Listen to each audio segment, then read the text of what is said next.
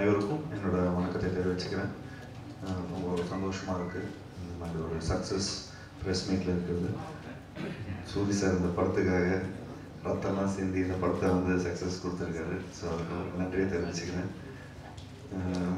இந்த ஃபிலிம் ஆரம்பித்ததே ஒரு நல்ல ஒரு தருணம்.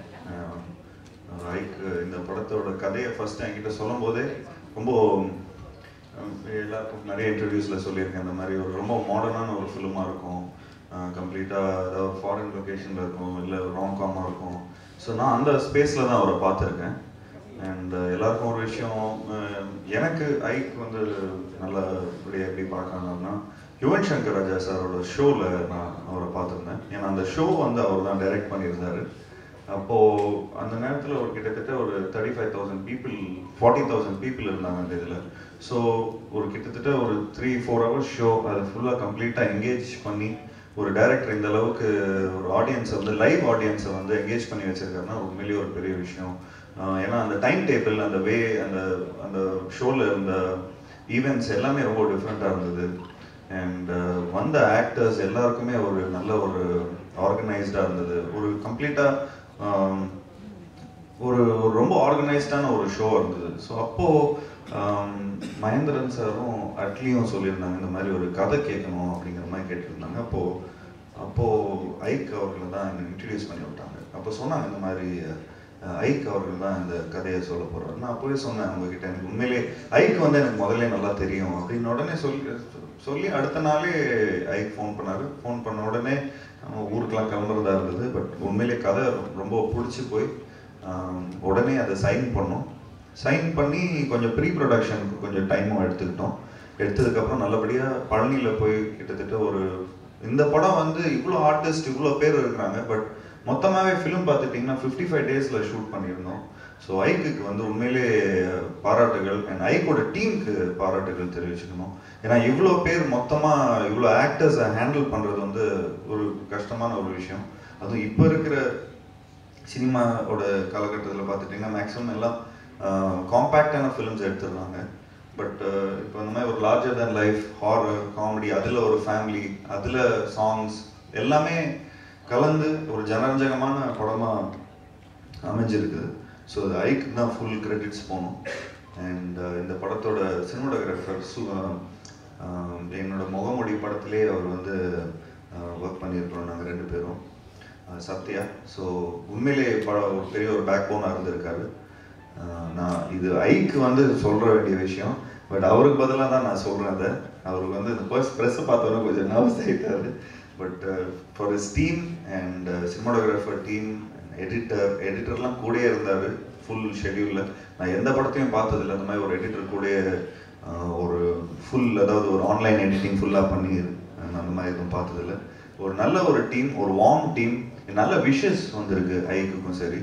அண்ட் நான் ஒவ்வொரு வாட்டியும் ப்ரொமோஷன்ஸ்க்கு முன்னாடியே நான் சொல்லுவேன், எனக்கும் சூரிக்கும் இருக்கிற அந்த காம்பினேஷன் நல்லா ஒர்க் ஆகணும் அப்படிங்கிறதுல ரொம்ப கான்சென்ட்ரேட் பண்ணி எல்லாரும் சிரிக்க வைக்கணுங்கிறதுல வந்து ரொம்ப இதாக இருந்தார்.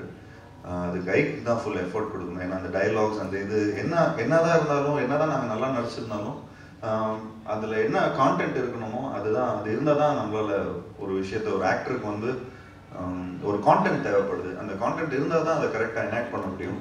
ஸோ அந்த விதத்தில் ஐக் எனக்கு அந்த ஃபுல் கான்டென்ட் கொடுத்ததுனால தான் எனக்கும் சூரிக்கும் சரி, எனக்கும் ஸ்ரீதிவ்யாவுக்கும் சரி, எனக்கும் ராதா ரவி சாருக்கும் சரி, எல்லா சீன்ஸும் ரொம்ப நல்லா ஒர்க் அவுட் ஆச்சு. ஸோ நம்ம ஆக்டிங்க்கான ஒரு முக்கியத்துவம் எல்லாருக்கும் கொடுத்துருந்தார் இந்த படத்தில். ஸோ படம் உண்மையிலே அந்த லெவலில் கொஞ்சம் ஹோல்ட் ஆகும்போது நல்லா இருக்குது பார்க்கும்போது. விதவிதமான ஆக்டர்ஸ் எல்லாருமே ஒரே படத்தில் நடிக்கும்போது இது ஆஸ் அ மூவி ஃபேன் எனக்கே அது நல்லா இருக்குது பார்க்குறதுக்கு. நான் சூரி சாரோட சீன்ஸ் எல்லாம் ரொம்ப என்ஜாய் பண்ணேன். அதாவது சாதாரணமாக ஒரு காம்பினேஷனில் இருக்கிற சீன் எல்லாருமே நம்ம என்ஜாய் பண்ணுவோம் அந்த இதுக்காக. பட் நான் இல்லாத அந்த சீன்ஸில் அவர் சோலோவாக பண்ணுற சீன்ஸ்லாம் உண்மையிலே நான் ரொம்ப ரொம்ப நல்லா என்ஜாய் பண்ணேன். சூரி சார் கலக்கியிருக்கீங்க உண்மையிலே. செட்டில் வந்து சூரி பார்த்துட்டிங்கன்னா அவர் ஒரு ஆளாக இருப்பார், ஒரு க்ரூ மெம்பர் மாதிரி இருப்பார். அவர் அங்கே சேரில் உட்காந்துட்டு இதில் அவரோட சீன் இன்னைக்கு இல்லைன்னா கூட அவர் அங்கேயே இருப்பார். ஸோ அந்த மாதிரி ஃபுல் இன்வால்மெண்ட்டோட இந்த மாதிரி ஆக்டர்ஸ் எல்லாருமே வரும்போது தான் எங்களுக்கும் அந்த ரெஸ்பான்சிபிலிட்டி இருக்கும். சரி ஓகே சூரி அவர் அவ்வளோ ரெஸ்பான்சிபிளாக ஃபுல் இன்வால்மெண்ட்டோட இருக்கும்போது எனக்கும் அந்த ஒரு இன்வால்மெண்ட் வந்துடும். அதனால் நாங்கள் செட்டுக்கு நடுவில்லாம் கிரிக்கெட்லாம் ஆடிட்டு இருக்கோம், அவ்வளோ பெரிய வீடு வெளியே. ஸோ ஒரு நல்ல ஜாலியான ஒரு அட்மாஸ்பியர் இருந்தது. நிறைய நடிகர்கள் கூட நடிக்கிறதுக்கான ஒரு ஆப்பர்ச்சுனிட்டி கிடைச்சது. மேக்ஸிமம் எல்லா நடிகர்கள் கூட நான் நடித்தது தம்பி ராமையா தவிர்த்து மற்றவங்க எல்லாருக்கூடையும் நான் ஃபர்ஸ்ட் டைம் நான் நடிச்சிருந்தேன். நல்ல ஒரு ஃபேமிலி அட்மாஸ்பியராக இருந்தது.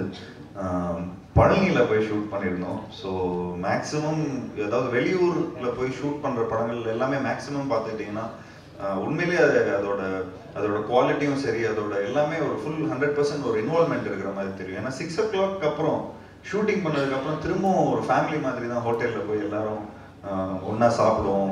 அண்ட் ஈவினிங் என்னென்ன சீன்ஸ் நம்ம பண்ணமோ, காலையில் என்னென்ன சீன்ஸ் பண்ணமோ, அந்த ஒரு 1 month கிட்டத்தட்ட எல்லாமே ஒரு லைக் ஐக்கும் சரி, சூரி சாரும் சரி, ராதா ரவி சாரும் சரி, ஸ்ரீதிவியாவும் சரி, எல்லாருமே ஒன்றா தான் இருந்தோம். ஸோ அதனால ஒரு குறை நிறைகள் எந்த ஒரு விஷயமா இருந்தாலும், இம்ப்ரூவைசேஷன் என்ன இருந்தாலும் அது அடுத்த நாள் வேலையில் ரிஃப்ளெக்ட் ஆகுது.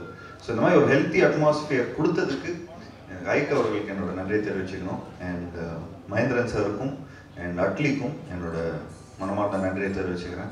ஏன்னா இப்போ இருக்கிற காலகட்டத்தில் ஒரு ஃபிலிமை எடுத்து ஒரு நல்ல கதையாக இருந்தாலும் சரி, அது கரெக்டாக எக்ஸிக்யூட் பண்ணி அது எல்லார் மக்கள் மத்தியில் போய் ப்ரமோட் பண்ணி அண்ட் டில் ரிலீஸ் ஆனதுக்கப்புறமும் இன்னும் அந்த ப்ராஜெக்ட் மேலே ஒர்க் பண்ணுறது, அது ஒரு கம்பேஷன் இருக்கணும்.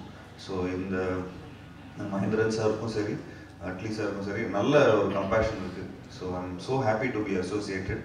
அண்ட் ஃபாக்ஸ் அவங்களுக்கும் என்னோட மனமார்ந்த நன்றியை தெரிவிச்சுக்கிறேன். விஜய் சிங்க்கு என்னோட நன்றியை தெரிவிச்சுக்கிறேன். ஏன்னா போன இதில் விக்ரம் சிங்னு சொல்லிட்டேன் தப்பாக.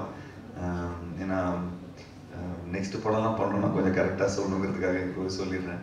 அண்ட் உண்மையிலே it's a pleasure being here. And பத்திரிகை நண்பர்களுக்கும் சரி, மீடியா நண்பர்களுக்கும் சரி என்னோட மனமார்ந்த நன்றியை தெரிவிச்சுக்கிறேன். தேங்க்யூ.